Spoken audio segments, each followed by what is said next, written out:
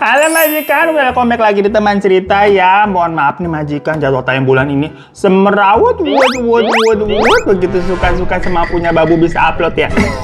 By the way, tapi cerita hari ini udah babu siapin yang seru banget tentang hotel di kawasan Bandung, dimana di hotel itu tuh menyimpan sebuah cerita ruang bawah tanah ya majikan ya. Soalnya konon katanya bangunan-bangunan zaman dulu tuh rata-rata pada punya ruang rahasia gitu, ruang bawah tanah macam kayak terowongan yang bisa nyambung ke tempat lain untuk melarikan diri. Namanya juga kan dulu zaman-zaman perang, pastinya harus punya jalan keluar darurat begitu yang rahasia yang tidak diketahui sama musuh. Dan selain itu juga terkadang ruang bawah tanah yang digunakan tadi tuh untuk mengurung musuh juga, macam kayak penjara lah ya gengs ya. Dan biasanya kalau musuh-musuh dikurung begitu kan kagak dikasih makan ya, sampai kelaparan, macam disiksa gitu perlahan-lahan. Lah sama nih makanya kayak babu dari tadi belum makan loh majikan ya. Makanya nih babu udah masak mie instan sama chicken nugget yang praktis-praktis aja, udahlah biar cepet kita sambil makan kagak apa-apa ya. Ya cuma kalau polosan begini sih mana enak ya majikan ya. Makanya babu selalu sedia 2 belibis saus ekstra pedas dan 2 belibis saus cabai pedas lada. By the way, ini tuh keluaran terbaru gengs. Kemarin kita baru beli tuh di Alfamart. Cuma di online mah juga udah ada, macam di TikTok Shop, Tokopedia atau Shopee, cari aja udah. Bener-bener pedasnya lebih pedas daripada omongan tetangga. Cuma bikin nagih banget ini gengs. Soalnya ya yang ekstra pedas ini cabenya tuh memang lebih banyak. Di komposisinya aja tulisannya tuh 57,8%. Wah, ini cocok banget deh buat kalian yang lidahnya nih udah nggak bisa cuma yang pedas-pedas menggelitik begitu. Pengen yang puas banget begitu, level tinggi yang ekstrim, udah ini cocok banget. Nah kalau yang saus cabai pedas lada ini tuh spesial kolaborasi istimewa dari 2 belibis dan kupu-kupu. Kalau yang ini nih rasa pedasnya unik banget majikan. Gimana sih ya rasa pedas-pedas cabai, tapi ini ada tuh hint aroma lada yang kuat banget. Ini beda dari saus-saus lain. Sama-sama bikin nagih nih.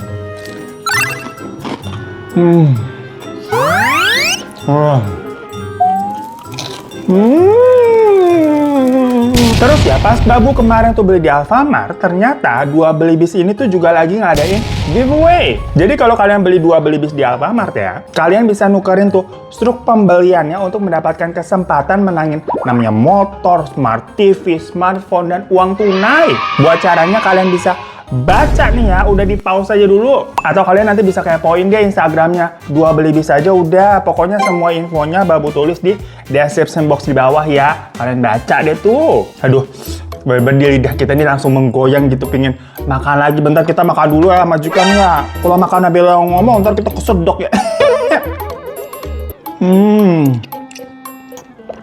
Enak banget beneran dah. Nggak apa-apa ya sekali-kali kita disuruh makan dulu gitu babunya majikan, yang disuruh kerja mulu kalau dikasih makan.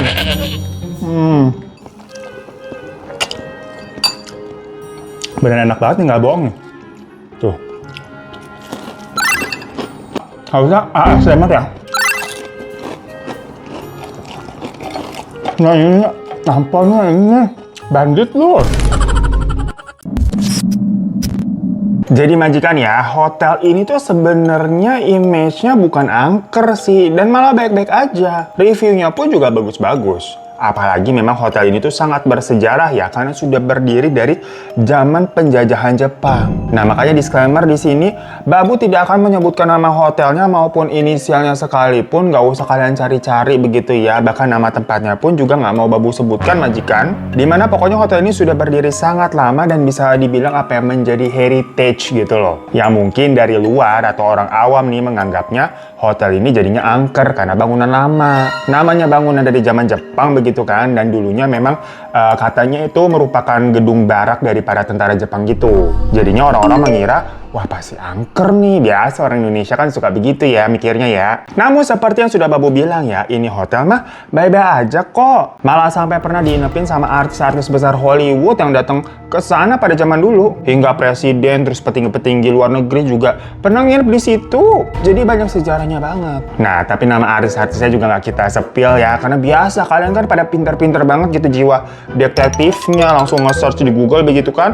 Artis ini pernah nginep di hotel mana, langsung ketahuan yang ada. Nggak mau ribet ntar. Ya pokoknya cerita-cerita horor daripada pengunjung di sana sebenarnya ya ada-ada aja. Yang pas kita coba searching-searching begitu ya mengenai hotel ini, komenan orang-orang, ceritanya mah ya standar aja lah menurut Babu, kagak yang dar-der-dor. Macam kayak apa, ada yang ngetok pintu gitu kan, tapi pas dibuka nggak ada siapa-siapa, atau ada yang ngetok-ngetok tembok, ada suara langkah kaki, yang begitu-begitu baik. Selebihnya mah bagus reviewnya. Orang ini emang hotel bintang 4 juga di pusat kota depan jalan raya. Nah, sampai di tahun 2020 kemarin, itu kan pandemi. Banyak tuh di berbagai daerah, hotel-hotel memang sempat dipaksa tutup karena alasan PSBB.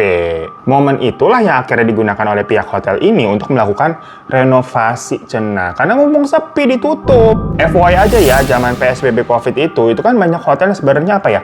Anggot-anggotan bisa dibilang, mengencangkan ikat pinggang itu untuk menekan biaya operasional pastinya lah. Orang kagak ada pendapatan. Pasca COVID dari 2020 ke 2021 yang saat PSBB udah mulai dilonggarin juga, terus hotel dibuka lagi kan banyak juga tuh term and condition-nya. Kayak nggak boleh makan di restoran kalau lagi breakfast, jadi makanan harus dibawa ke kamar, kolam renang ditutup. Ya pokoknya banyak deh hal-hal yang dilarang sampai harga hotel juga pada didiskon parah waktu itu. Nah tapi hotel ini memang bisa dibilang tenang-tenang aja, malah jor-jor buat renovasi. Karena apa? Karena memang lagi-lagi hotelnya itu bersejarah, jadi nggak semudah itu untuk ditutup atau bangkrut. Bagus manajemennya, macam kayak apa ya, kalau kita mau compare misalkan aja gitu Sarinah. Gedung Sarinah kan dulu sempat udah ternilai jadul banget ya, udah sepi juga, jualannya apa gitu mahal-mahal. Tapi karena memang punya nilai sejarah yang tinggi, akhirnya direvitalisasi besar-besaran jadi bagus, modern gitu, tanpa ganti nama. Alias tetap mempertahankan nama Sarinah dan image dari Sarinah itu sendiri yang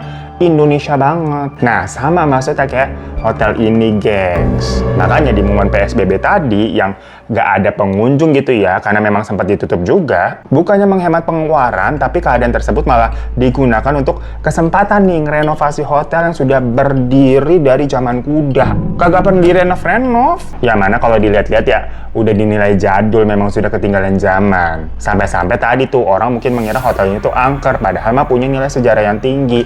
Ya udahlah, pokoknya direnovasi tuh di tahun 2020. Nah, untuk melakukan proyek tersebut, dilakukanlah pencarian vendor-vendor atau kontraktor, karena ini jatuhnya kan proyek yang cukup besar. Pokoknya dibuka pitching lah atau mencari kandidat vendor yang cocok. Buat para vendor-vendor nih, pasti pada paham lah namanya pitchingan-pitchingan proyek begini ya.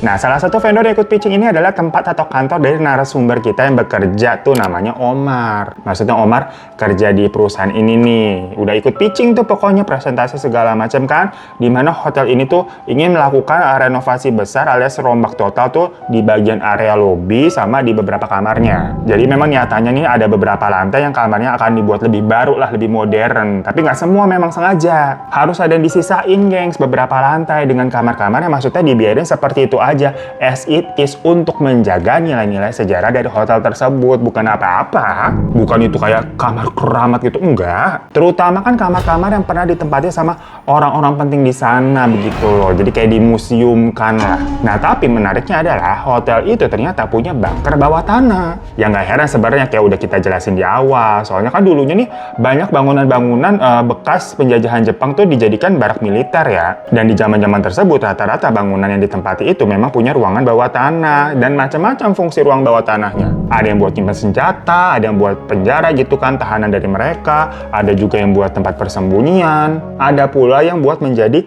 jalur kabur kalau misalkan diserang begitu kan. Ntar di bawah tanah tuh nyambung, ada jalan terus keluarnya di mana begitu, jalan rahasia lah cenah. Nah, bunker atau ruang bawah tanah dari hotel ini tuh sampai tahun 2020 itu katanya nggak pernah digunakan buat apa-apa. Emang alias dibiarkan begitu saja dari zaman Jepang. Masih asli jadinya, gengs, dan memang nggak dibuka untuk umum ya. Yang mana awalnya Omar sama timnya itu yang ikut pitchingan proyekannya itu nggak paham juga maksudnya bunker tersebut sebenarnya dipergunakan untuk apa. Apa katanya maksudnya buat penjara atau nyimpan senjata segala macem. Yang jelas pokoknya cuma dibilangnya sama pihak hotelnya kalau bunker di bawah itu tuh bener-bener nggak pernah diapa-apain. Masih asli, nggak pernah digunakan juga. Tapi mumpung nih kan mau renovasi, ya udahlah sekalian itu bunker direnovasi juga buat menjadi gudang penyimpanan bahan-bahan makanan. Spesifik, gengs, karena posisinya memang dekat ke akses dapur hotel. Jadi mau dibuat tempat nyimpen daging-daging gitu sampai nanti dibuat ruangan freezer gitu lah ya. Nggak perlu yang gimana-gimana lah, hanya cukup dijadikan tempat yang proper aja. Karena bener-bener sampai listrik ataupun lampu-lampu gitu kagak ada. Karena kan nggak pernah diapa-apain dari dulu. Terus nanti dipikirin juga lah itu sirkulasi udaranya segala macam. Pokoknya ya si kontraktornya ini pada suruh mikir. Sekilas ini mah proyekan normal aja pada umumnya begitu kan. Dan waktu itu Omar sama timnya sendiri berusaha keras untuk mendapatkan proyekan ini. Karena apa? Balik lagi kita ngomongin pandemi. Namanya kontraktor itu pada sepi joban katanya begitu. Lah siapa juga emang yang mau melakukan pembangunan di situasi ekonomi yang lagi carut-marut banget pada waktu itu kan. Ya sekarang sih juga carut-marut ya. Semua pekerjaan pembangunan itu banyak yang di-stop bahkan ditunda. Makanya ini tiba-tiba ada hotel yang mau renovasi besar, ya tentunya harus disikat dong demi perusahaan bisa tetap ada pemasukan. Dan untuk membuat proposal segala macam tentunya harus melakukan survei tuh, ngeliat lokasinya kan.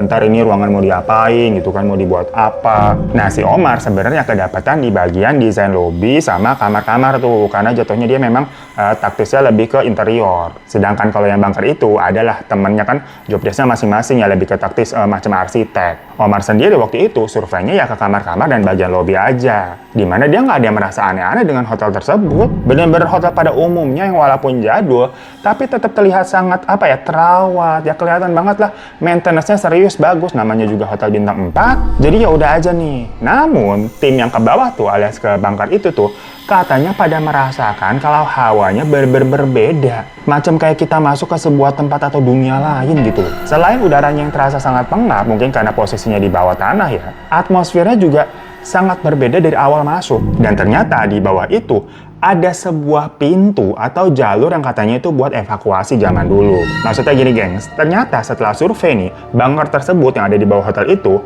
adalah bunker untuk pelarian tentara Jepang dulu tuh, misalkan mau ke tempat aman. Jadi ada jalur bawah tanahnya melalui pintu itu. Namun kata pihak hotel, jalurnya mah udah lama ketutup, alias ya udah buntu kali kagak tahu tuh nyambungnya kemana. Tapi pintunya mah masih ada dan terkunci, pintu besi begitu gengs. Dan memang pihak hotel nggak mau membukanya juga. Abisnya buat apa? Nggak penting. Fokusnya kan ke ruangan bunker itu yang bisa dijadikan untuk gudang aja nih niatnya. Jadi kasarannya gambarannya ya bunkernya itu kotak doang gitu kan. Tapi ada satu pintu nih yang nggak tahu nyambung kemana. Nah tapi selain pintu itu nih, keanehan lain adalah ada satu pilar kayak tiang beton gitu yang posisinya kayak nggak wajar di tengah-tengah dekat pintu masuk. Yang dikira awalnya itu adalah semacam tiang pancang atau pondasi kali ya, tapi ternyata bukan. Itu tiang biasa yang letaknya janggal aja, posisinya juga nggak simetris di tengah, jadi kayak ke pinggir sedikit terus terlalu dekat dengan pintu masuk. Yang secara fungsi tata letak ini pokoknya kalau kata Omar ya, itu tuh sangat mengganggu buat orang masuk, kagak lowong jadinya areanya. Soalnya kan ini tujuannya mau dialihfungsikan untuk gudang penyimpanan makanan yang kalau buat bawa barang-barang segala macam lah, pasti yang ngerepotin ada tiang di situ, ngapain sih ngalangin baik begitu loh. Ini kan kita ngomonginnya bawa bahan-bahan stok makanan hotel ya, yang kayak kalau di hotel kan makanannya macam kayak mau ngasih makan satu kampung. Biasa kalau breakfast tuh makanannya kayak sisa-sisa, kebayang kan berarti itu berkarung-karung gitu stok makanannya banyak lah. Kalau ada tiang di situ kan ngalangin akses jalan, pastinya nyebelin dan nyusahin. Makanya tiang itu memang agendanya harus dirobohkan atau dihilangkan, intinya mah begitu. Udah nih buat proposal segala macam kan, sampai begadang serius banget Omar sama timnya nih demi bisa memenangkan proyek tender ini. Sampai akhirnya pas diumumin ternyata kalah cenah, kagak dipakai katanya si Omar. Ya tentunya sedih, tapi yang namanya pitching-pitching seperti itu bukan sekali dua kali aja kagak menang, alias sudah biasa. Ya udahlah, move on. Mungkin memang belum rezeki begitu kan, karena katanya kan kalau rezeki nggak akan kemana, bukan begitu majikan. Sampai kira-kira udah 2 bulan lebih berjalan nih, di mana Omar sama timnya udah melupakan proyek hotel tersebut, tahu-tahu kantornya dilepon, katanya dapat nih proyekannya, tapi cuma untuk bagian bunkernya doang. Alasannya memang dipecah vendornya akhirnya biar lebih maksimal dan lebih cepat dalam pengerjaan.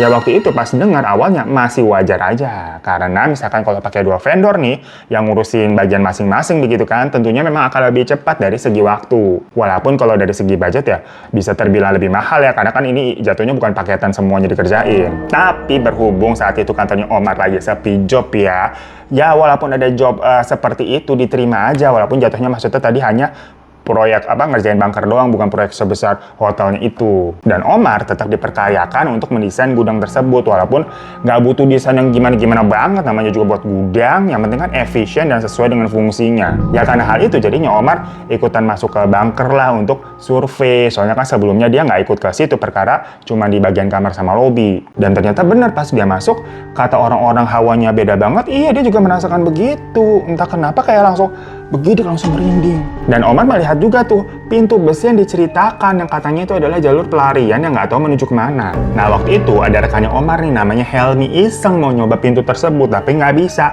karena memang kekunci gitu, lah udah bertahun-tahun nggak pernah dibuka. Tahu-tahu ada suara dari balik pintu. Naon? Omar sama Helmi langsung tatap-tatapan, buru-buru mereka keluar dari situ lah. Suara sahaya tate, ceritalah ke yang lain, dan sama orang juga mengira ini kayaknya tempatnya ada apa-apa deh di bunker itu deh. Aneh habisnya. Secara ruang bawah tanah lembab, pengap gitu kan, gelap, nggak pernah digunakan bertahun-tahun. Pas masuk aja juga udah kerasa beda banget. Ya namun hal seperti itu sebenarnya kan bukan hal yang baru ya untuk para kontraktor. Kayak kantornya Omar juga nih, ya adalah dululah cerita-cerita tentang proyekan-proyekan buat bangunan di tanah yang dulunya kuburan lah, renovasi gedung angker lah, ada aja pokoknya cerita-cerita horor. Cuman kalau pas lagi ngalamin sendiri gitu ya tetap aja ketakutan, tegang. Cuma mereka berniat ya udahlah bismillah, tetap digarap tuh proyekan bunker ini. Jadi cerita-cerita tuh banyak dia dengar dari laporan-laporan orang aja yang ada di lapangan atau tukang-tukang yang bertugas di sana. Dimana katanya tiang satu biji itu tuh yang ngalangin tadi tuh kagak bisa dihancurin cenah. Tiangnya sih emang tiang beton, tapi segala udah dibor pakai alat-alat segala macem kagak keok, kagak hancur, itu tiang keras banget katanya. Ya logikanya sekeras-kerasnya itu tetap aja harusnya bisa dihancurin meski mungkin butuh effort yang lebih dan tenaga lebih ya.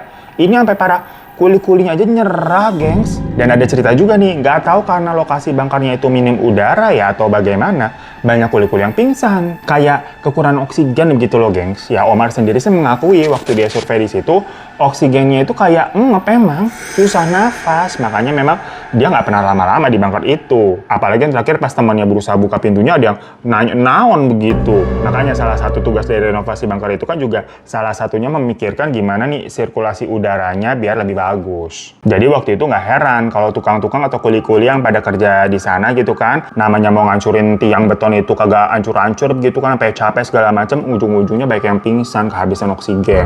Udah dicari cara segala macam tapi itu tiang kagak bisa dihilangin. Masalahnya untuk memulai renovasi satu bunker itu memang harusnya si tiang ini tuh dihilangin dulu. Lah bisa untuk masukin barang-barang, bahan bangunan, alat berat segala macam kan jadi sulit kalau ada tiang itu. Kagak bisa lewat. Kuli-kuli udah pada bilang tuh ke si bos atau atasannya Omar ya namanya Pak Ridwan. Kalau kayaknya ini tempat butuh didoain dulu dah Pak. Perkara itu bunker kayaknya memang ada penunggunya.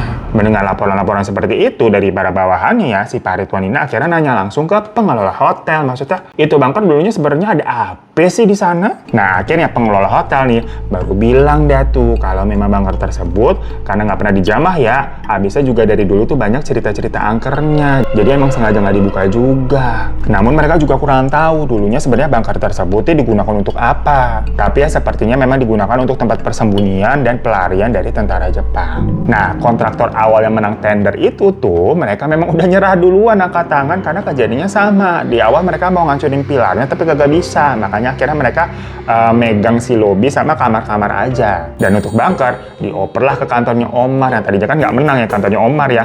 La ilaha illallah, pantesan aja. Tapi sepertinya Pak Ridwan ini nggak langsung gentar alias nggak mau mundur dia dari proyekan itu. Karena setelah kejadian tadi dan pihak hotel juga cerita mengenai bunker tersebut, mereka ini menaikkan harga budget untuk kontraktornya si Omar ini buat kalau bisa menyelesaikan pekerjaannya nanti ada bonus. Ya ujung-ujungnya dengar uang begitulah semangat. Maka dari itu Pak Ridwan akhirnya memanggil kuncen langganan yang biasa ngurusin tempat-tempat angker. Ya karena kan ini mereka bergerak perusahaannya kontraktor. Pasti pernah kan tadi kita udah bilang bersinggungan ke hal-hal kayak bangun-bangunan di lahan tanah bekas AP begitu kan. Nah ada nih kuncen langganan, sebut aja namanya Bu Jayut. Perempuan gengs, ibu-ibu memang parubaya begitu. Omar sendiri sudah beberapa kali ya ketemu sama Bu Jayut ini. Ngomongnya katanya Bu Jayut nih belak-belakan, asik lah katanya, ibu-ibu asik kalau kata Omar. Bu Jayut pokoknya didatengin tuh dari luar kota. Dan pas sampai ngeliat bunkernya itu, dia kayak bermeditasi sebentar, kurang lebih 15 menitan di sana. Habis itu Bu Jayut bilang tuh ke Pak Ridwan untuk mundur aja deh Pak. Karena di balik pintu yang ada di sana itu ternyata terhubung ke dimensi gaib. Dan di area bunkernya itu ada penjaga perempuan, panggilannya Ipri. Badannya setengah ular dan dia kuat banget karena sudah hampir 100 tahun umurnya. Bu Jayut bilang begitu, yang intinya ini makhluk susah diusir Pak, repot. Yang ada nanti malah ada tumbal nyawa kalau dipaksain. Tapi mendengar hal seperti itu, Pak Ridwan nggak mau nyerah. Lewat Bu Jayut nih, Pak Ridwan nanya kayak, apa nggak bisa dipindahin itu makhluknya? Misalkan aja ditawarin satu kamar gitu kan, pindah ke gedung hotel. Intinya negosiasi cenah. Kan banyak tuh hotel-hotel yang menyediakan satu ruangan khusus, satu kamar khusus untuk penghuni begitu kan, penghuni gaib. Sering denger kan kita cerita-cerita tentang kayak gitu. Tapi berarti setan bisa disogok juga, bisa nego begitu kayak pejabat di Zimbabwe. Takut kita ngomongin gitu ya. Ya Bu Jayut sendiri sebenarnya kayak udah pesimis dari awal. Namun nih yang namanya langganan kayaknya pasti ada rasa nggak enakan kali. Sifat orang Indonesia kan begitu ya, kagak enakan. Ya sama kayak babu kemajikan VIP semua yang kagak enakan gitu, udah bayar 9.900. Jadi kemarin ada lagi tayang video baru. Bisa aja ya. Akhirnya kata Bu Jayut nih, ya udah Pak, saya coba dulu karena never try, never know. Akhirnya dilakukanlah tuh ritual di mana Bu Jayut bernegosiasi dengan sosok yang dipanggil Ipri itu. Ternyata mau, gengs. Tapi syaratnya selain minta kamar kosong, Bo, sosok itu juga minta darah dari kaki dua. Karena dia pengen ngerasain darah dari kaki dua perkara dia kagak punya kaki. Kan badannya ular ya, macam setan Indosiar. Yang langit bumi bersaksi deritaku jalan. Ini lo lancang banget kita mulutnya.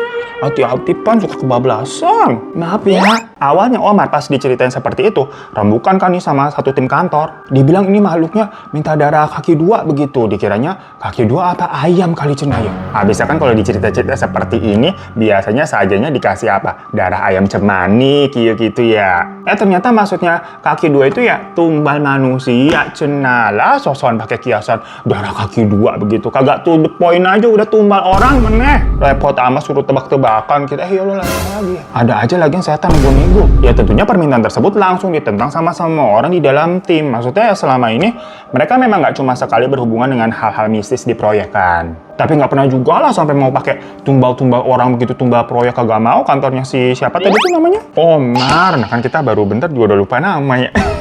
Malum nih otaknya kebanyakan ingat ini itu di 2025.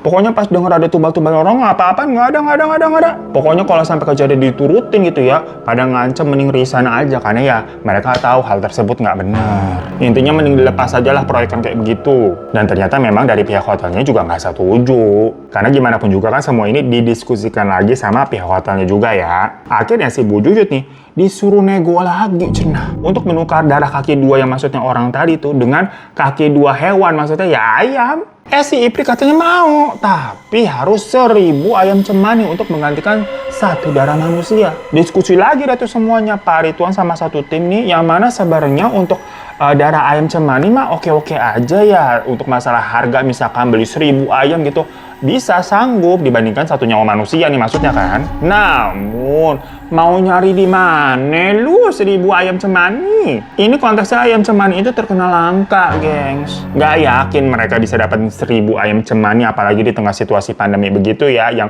virusnya kan katanya menjangkit sampai ke hewan-hewan ternak juga. Kasih aja tuh Iprinya ayam COVID kali ya, berkena COVID. Yuk, tadi marahin kita didateng, amit-amit ya Allah, jangan lah. Nah setelah diskusi ya pada bilang, usaha aja dulu. Nyari deh tuh mereka peternakan yang punya 1.000 ayam cemani. Hasilnya, ya nggak ada. Paling banter nyari peternakan dia punya ayam cemani ya sebanyak-banyaknya berapa sih? 50 ekor gitu. Itu aja udah banyak banget hitungannya, 50 ekor. Harganya juga selangit. Jadi nyari 1.000 dikumpulin juga mustahil. Mau dari berapa pelosok satu Indonesia didatengin satu-satu lah, repot kan, nggak segitunya juga begitu ya. Ujung-ujungnya nggak bisa dipenuhi. Namun dalam pencarian ayam cemani ini nih, gimana pun juga kan, nah namanya ayam cemani memang identik dengan hal-hal mistis, macam buat modelan sesembahan begini. Nah salah satu peternakan tuh ternyata ada yang mau ngenalin ke orang sakti. Ya pastinya nanya kan, buat apaan emangnya 1.000 ayam cemani? Pas diceritain begini gini, dibilang, oh ya udah mendingan panggil ini nih orang sakti, bukan orang pinter lagi gengs, tapi orang sakti. Bilangnya takut nggak lu? Yang katanya dia bisa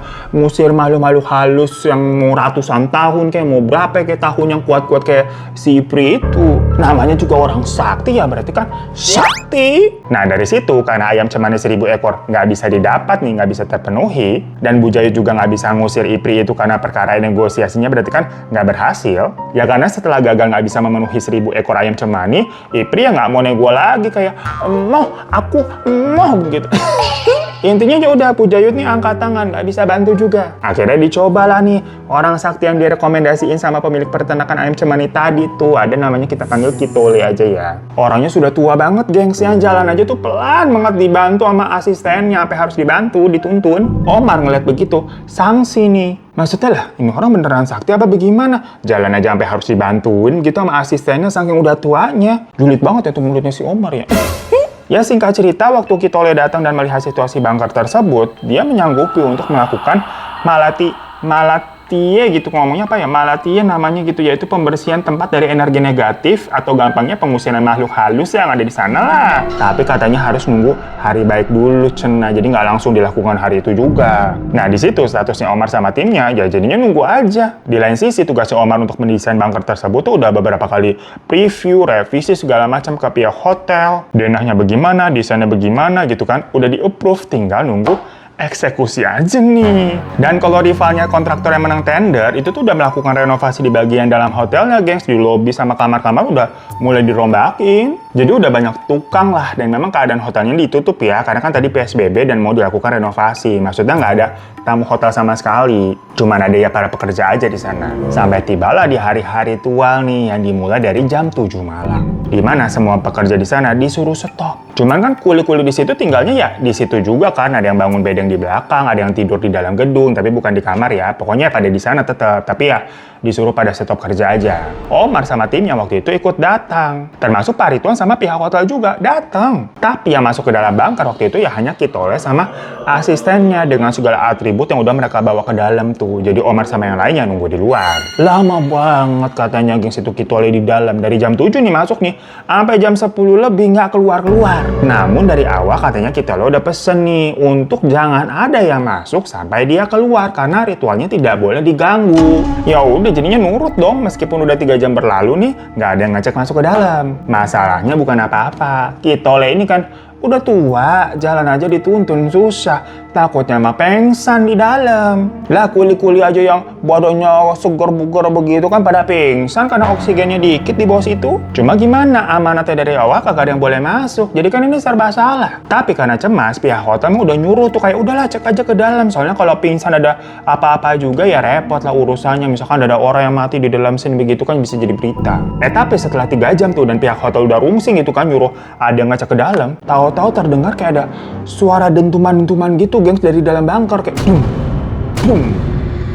gitu. Lah apa tuh? Kenapa bergetar gitu, beberapa macam kayak ada bom yang meledak di bawah tanah pas bunyi gitu pada getar. Lah pihak hotel tambah panik lah, udahlah coba aja udah ke dalam lah. Akhirnya ada beberapa orang tuh yang mau ngecek gitu kan, tapi tahu-tahu sebelum mereka masuk, si Kitole itu keluar sendirian ambil nari-nari. Omar yang ngeliat sendiri waktu itu jujur creepy banget. Karena ini malam-malam di atas jam 10 yang ngeliat ada kakek-kakek yang awalnya jalan aja susah ya, terakhir kali pas masuk ke bunker aja kan masih dituntun tuh. Nah tahu-tahu ini jalan kayak biasa sambil nari-nari dengan mata yang mendelik. Orang-orang kira pada saat itu Kitole nih masih sedang melakukan ritual. Jadi kayak konsep ritualnya memang seperti itu kali. Pokoknya si Kitole ini tuh jalan sambil nari-nari sampai masuk ke dalam hotel, ngelilingin semua lantai. Ini bener-bener super duper aneh majikan. Jadi tiap lantai tuh Kitole ngiter tuh dari area lobby gitu kan, sambil kayak nari-nari sendiri. Terus naik ke lantai 1, ngiter lagi. Naik lagi ke lantai 2, ngiter lagi. Pokoknya dia naik lewat tangga darurat ya, sampai lanjut ke lantai 3, begitu terus. Dan di tiap-tiap lantai itu kan ada tukang-tukang tuh.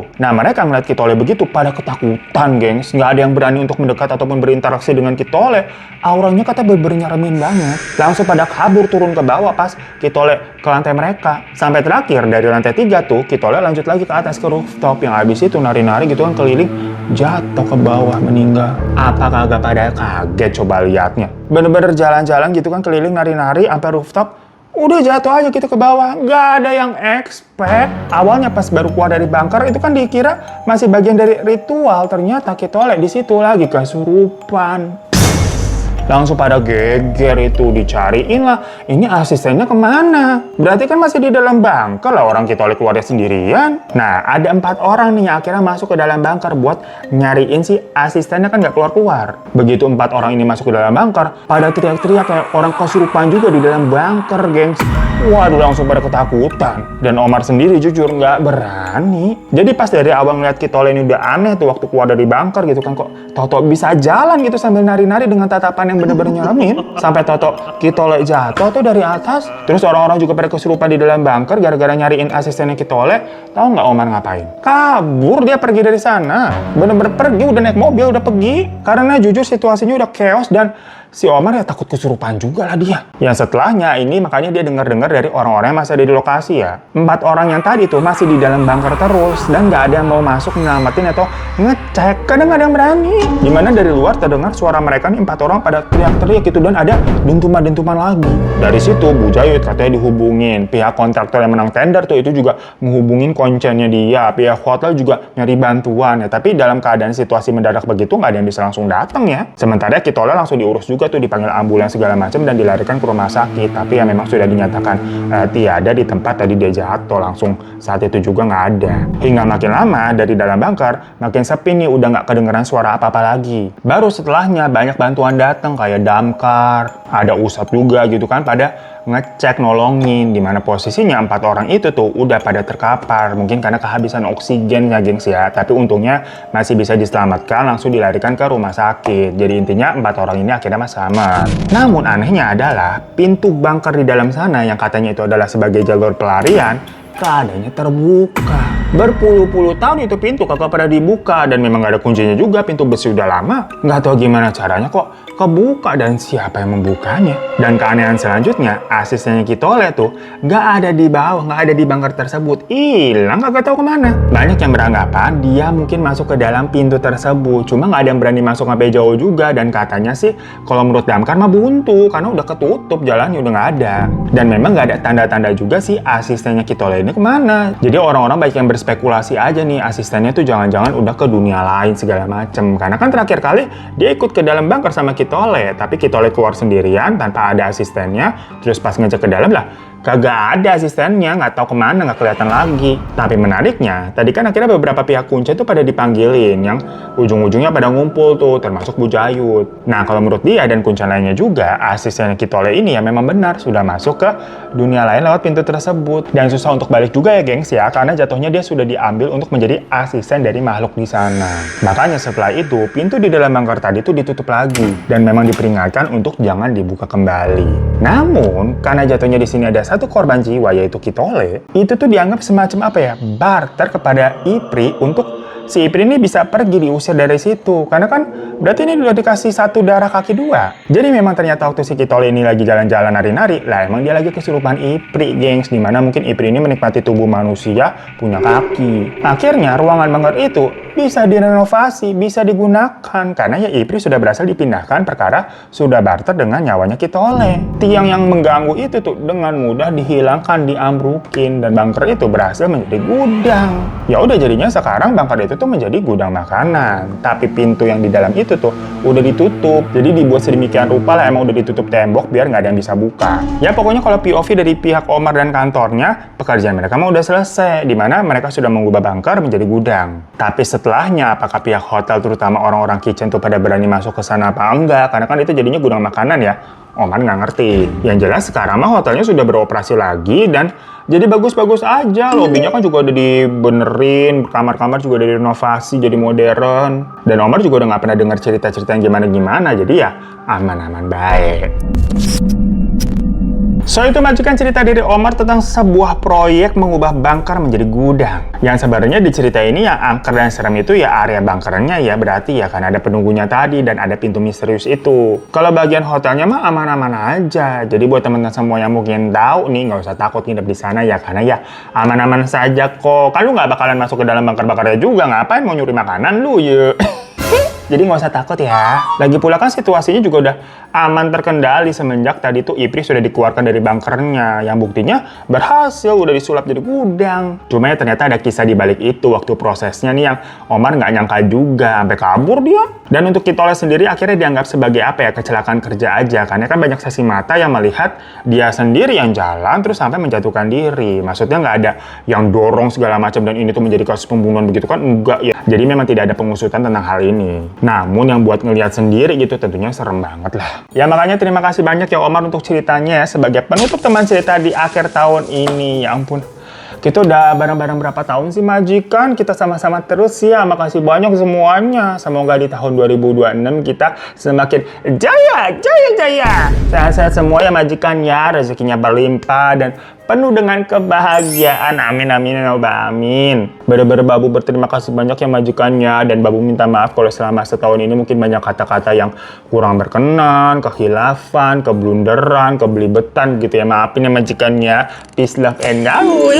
Ketemu lagi kita berarti di tahun 2026. Tetap temenan dan sharing-sharing cerita ya. Tetap jadi teman cerita ya majikan ya. Selamat tahun baru semuanya. Kumpul-kumpul sama keluarga, teman-teman atau pasangan ya. Yuk, sombong banget tuh mentang-mentang punya pasangan.